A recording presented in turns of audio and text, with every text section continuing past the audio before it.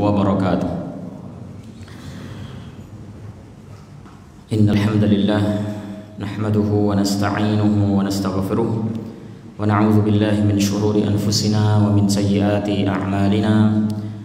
Man yahdihillahu fahuwal muhtad wa man yudlil falan tajida lahu waliyyan mursyida. Asyhadu an la ilaha illallah wahdahu la syarika lah wa asyhadu anna Muhammadan abduhu wa rasuluh. Allahumma salli wa sallim wa barik wa an'im ala abdika wa rasulika Muhammad wa ala alihi wa sahbihi wa man ihtada bihadihi wa qatafa atharahu ila yaumiddin, amma ba'd. Para ikhwah dan akhwat kaum muslimin dan muslimat yang dirahmati Allah Subhanahu wa taala, alhamdulillah dengan limpahan nikmat dan taufik dari Allah tabaraka wa taala kita bisa melanjutkan kajian kita bersama Kitab Tauhid alladzi huwa haqqullahi 'alal 'abid. Semoga Allah Subhanahu wa taala memberkahi majelis kita ini dan meridhai kita semuanya.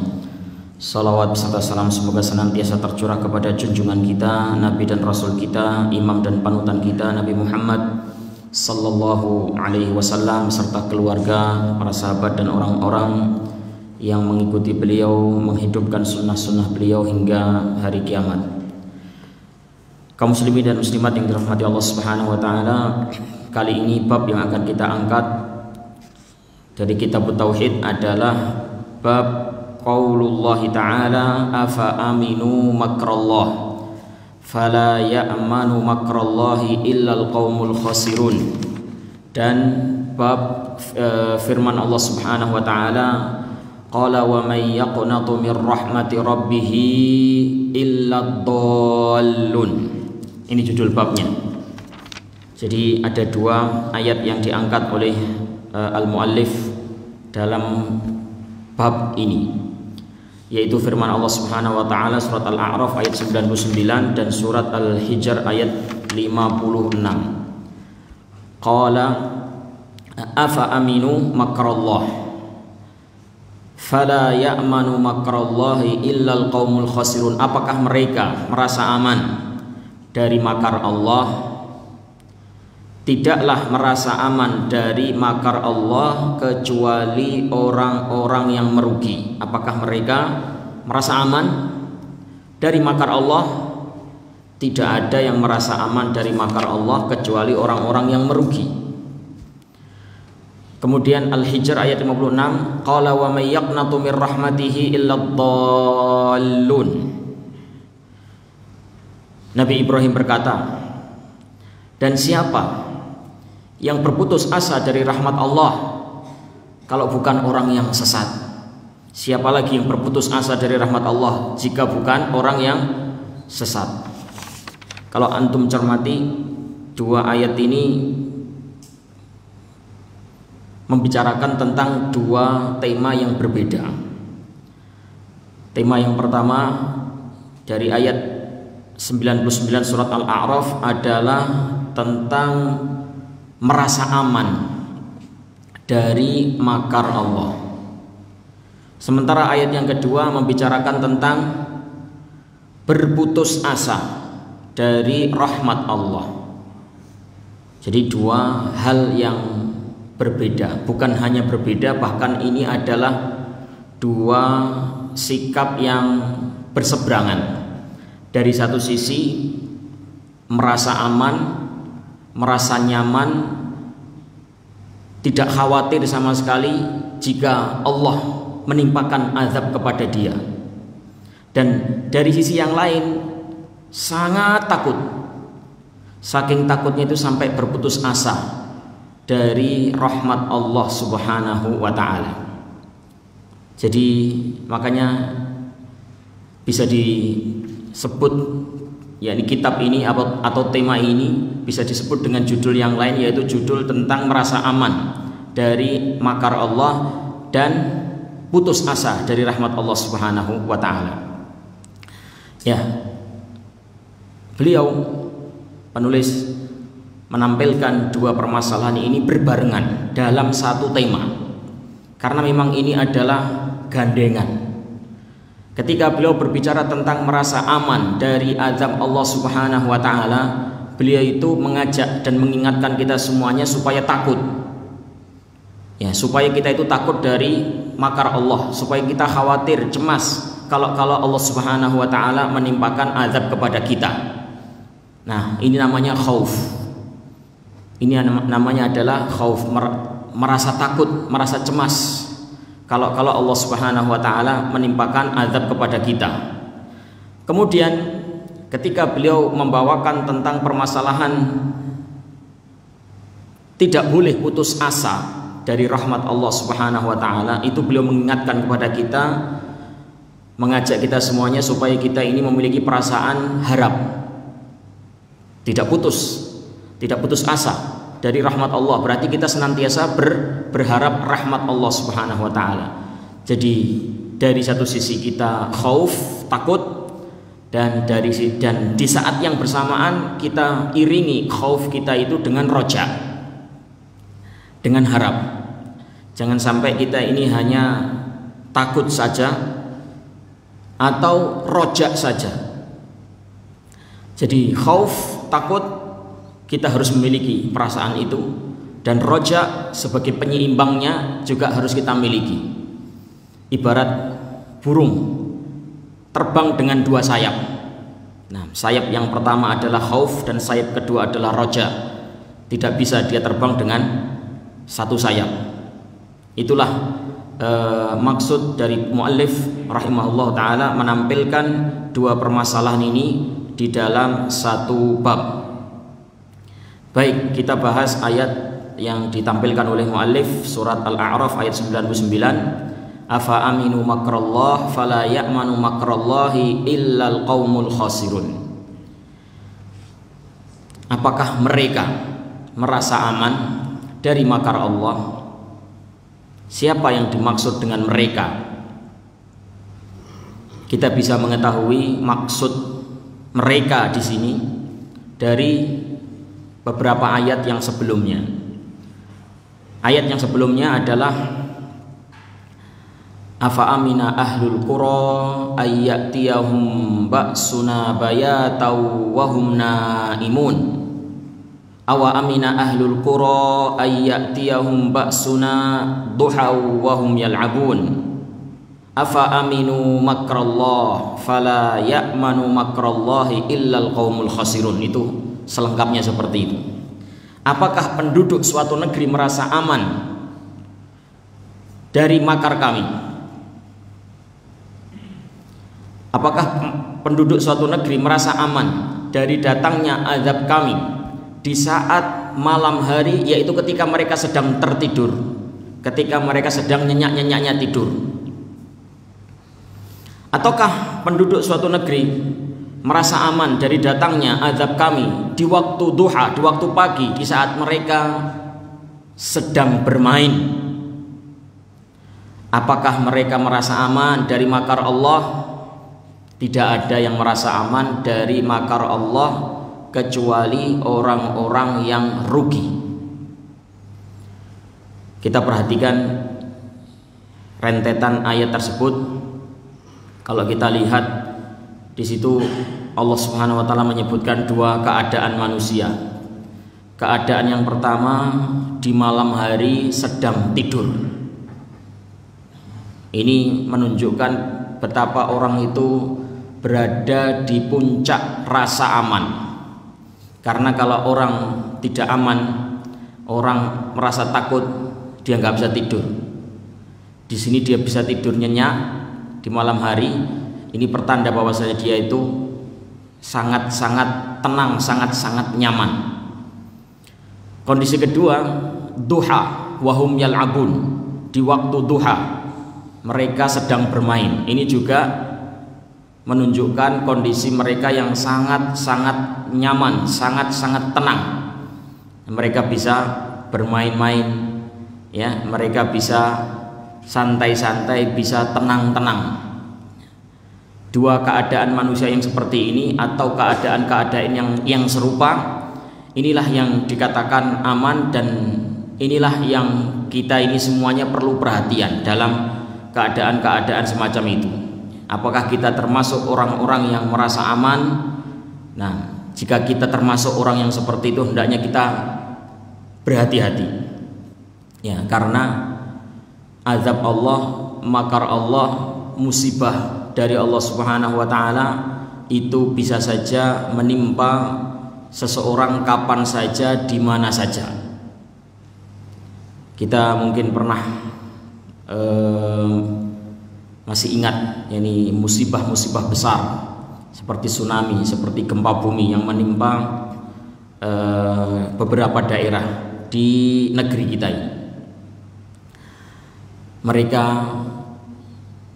mungkin juga tidak mengira, sama seperti kita, tidak mengira bahwasanya akan terjadi sesuatu ini musibah yang besar yang menimpa mereka.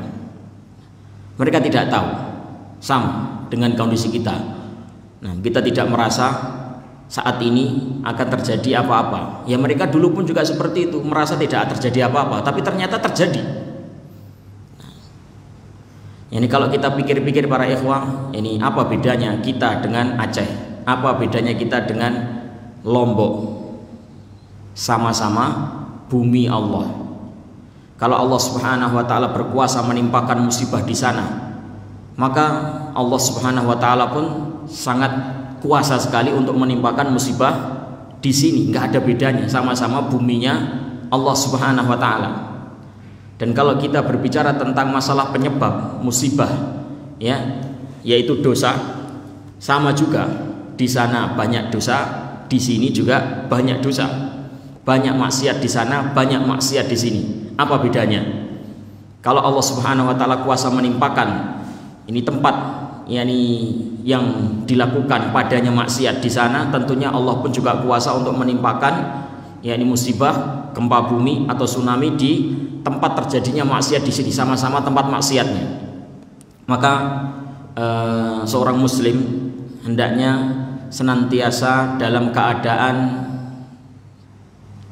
khauf, takut, khawatir, cemas kalau Allah Subhanahu wa taala menimpakan musibah yang semacam itu kepada kita juga. Apalagi jika kita ini berada dalam kondisi sedang lemah iman, dalam kondisi bergelimang dengan maksiat, dalam kondisi lalai, maka ini lebih pantas untuk khawatir lagi, ya. Karena ayat ini tertuju secara umum kepada siapa saja, dan lebih khusus dan tertuju secara khusus kepada orang-orang yang pelaku maksiat. Dalam kondisi dia bermaksiat, dalam kondisi dia lalai dari hukum-hukum Allah, dari syariat Allah, dia enak-enak saja, rezeki lancar, karir lancar, ekonomi mapan, ya. Nah, ini justru tidak boleh tenang dalam kondisi maksiat, sering berbuat dosa, iman lemah, lalai dari Allah, kok rezeki tambah lancar. Nah, ini lebih waspada lagi, karena Allah Subhanahu wa taala bisa saja melakukan makar kepada orang-orang yang semacam itu. Syekh Muhammad ibn Shalih Al-Utsaimin mengatakan, fa idza an'amallahu 'alaika min kulli nahiyah, jika Allah memberikan nikmat kepadamu dari segala penjuru, at'amakallah min ju' wa amanaka min khauf wa kasaka min uri, fala tadhunnu annaka rabihun wa anta muqimun ala ma'siyatillah. Ketika Allah memberikan kenikmatan kepadamu dari segala penjuru, yaitu Allah memberikan makan kepadamu ketika kamu lapar, ketika Allah memberikan makanan kepadamu ketika kamu lapar, dan memberikan rasa aman kepadamu ketika engkau dalam kondisi takut, dan Allah Subhanahu wa taala memberikan kamu pakaian ketika kamu dalam kondisi tidak berpakaian. Jangan merasa bahwasanya dirimu itu pasti aman, pasti beruntung, pasti baik-baik saja, padahal saat itu kamu sedang berbuat maksiat. Tatkala engkau berbuat maksiat dan Allah memberikan mencurahkan berbagai macam nikmatnya, jangan merasa aman, jangan menganggap itu semuanya adalah keberuntungan, karena bisa jadi bal anta khosirun ya, li'anna hadza min makrillahi bika, bisa jadi kamu adalah saat itu adalah orang yang sangat rugi karena Allah Subhanahu wa taala ya sedang melakukan makar kepada engkau, kamu tidak sadar.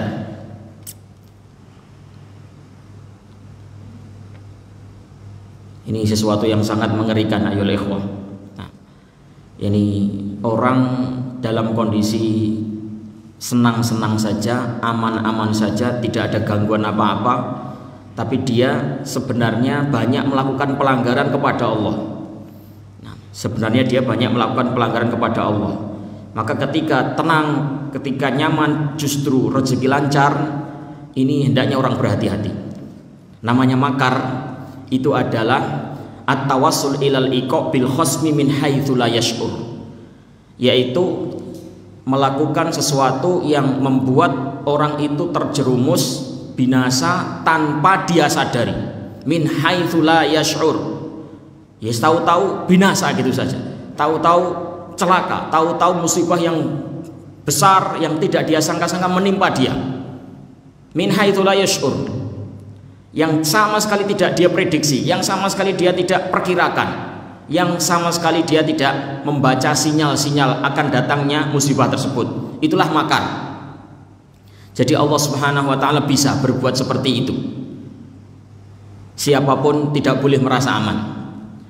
Merasa aman dari makar Allah Subhanahu wa taala adalah suatu hal yang tercela dari dua sisi. Ya, dalam ayat ini ada dua sisi. Pertama, Allah Subhanahu wa taala menyebutkan kalimat istifham, kalimat pertanyaan. Afa aminu, apakah mereka merasa aman dari makar Allah? Fala ya'manu makrallahi ilal qaumul khasirun. Apakah mereka merasa aman? Ini pertanyaan inkari. Pertanyaan yang mana Allah Subhanahu wa taala tidak menginginkan dari kita jawaban. Nah, Allah tidak membutuhkan jawaban dengan pertanyaan ini, tapi maksud dari pertanyaan ini adalah sebuah bentuk pengingkaran. Nah, apakah manusia akan bisa merasa nyaman, merasa enak, merasa aman dari makar Allah? Pengingkaran. Yang kedua, fala ya'manu makrallahi illal qaumul khasirun. Tidak ada yang merasa aman dari makar Allah kecuali orang-orang yang merugi. Jadi Allah sifati mereka dengan sifat apa? Merugi. Dari dua sisi inilah perbuatan atau sikap merasa aman itu adalah sikap yang buruk. Dan yang benar, seseorang itu hendaknya merasa takut, merasa cemas, khawatir. Ya, siapa saja secara umum ya.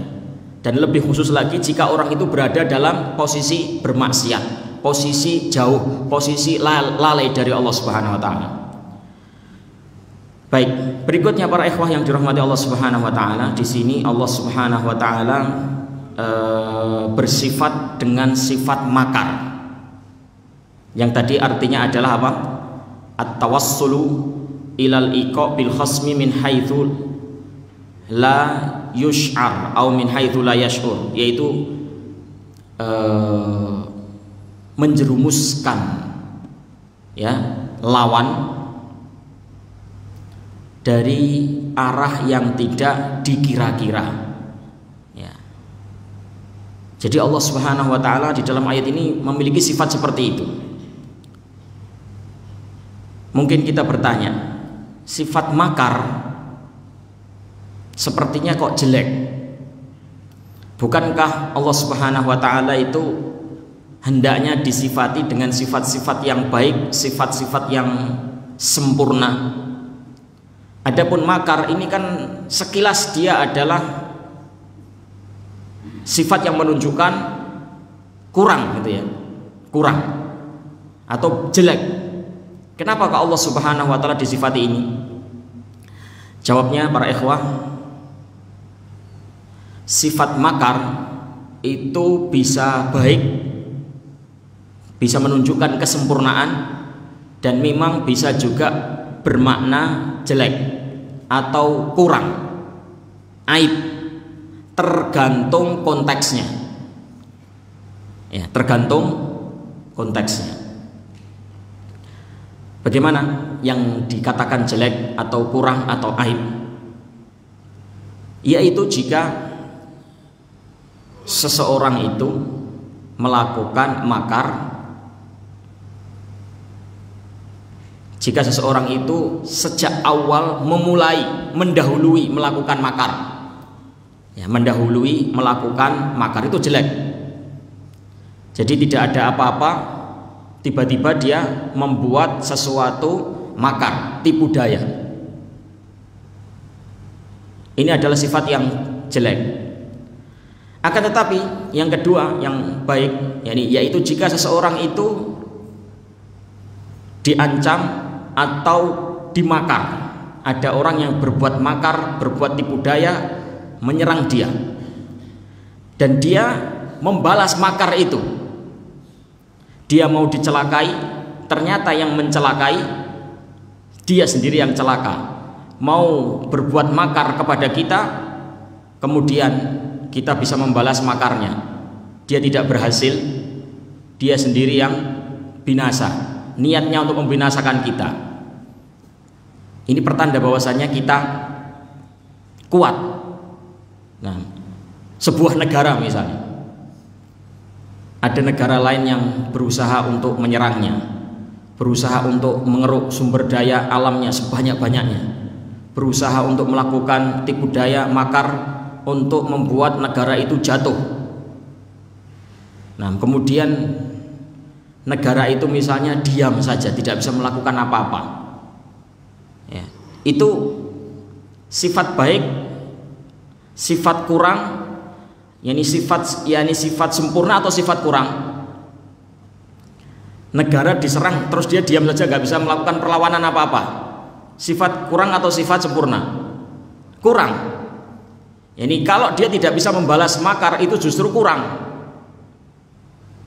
Tapi ketika suatu negara, ya, dia diserang, ada makar dari negeri lain yang ingin menjatuhkan dia, dan dia bisa membalasnya, ya, justru yang bermakar kepada dia itu binasa. Senjata yang dia lakukan membinasakan sendiri, senjata makan tuan. Nah, itu justru pertanda bahwasanya negara itu kuat. Nah, demikian juga dalam hal ini Allah Subhanahu wa taala memiliki sifat, yakni makar dalam konteks yang baik, dalam konteks yang sempurna, yaitu ketika orang bermakar kepada Allah, ketika seseorang melakukan tipu daya kepada Allah, ketika orang membantah, ketika orang melawan, ketika orang berbuat perlawanan kepada Allah Subhanahu wa taala, Allah Subhanahu wa taala membalas. Nah, ini justru dari sisi ini menunjukkan kekuatan. Justru kalau Allah tidak bermakar dalam hal semacam ini, itu adalah kelemahan. Makanya kalau kita cermati sifat-sifat makar yang disebutkan pada Allah Subhanahu wa taala, itu dalam konteks kalimat yang baik, yakni dalam konteks di mana makar itu bermakna baik. Contohnya adalah firman Allah Subhanahu wa taala surat Al-Anfal ayat 30. Wa yamkuruna wa yamkurullah. Mereka orang-orang Yahudi bermakar kepada Allah, melakukan perlawanan kepada Allah, hendak melakukan tipu daya kepada Allah.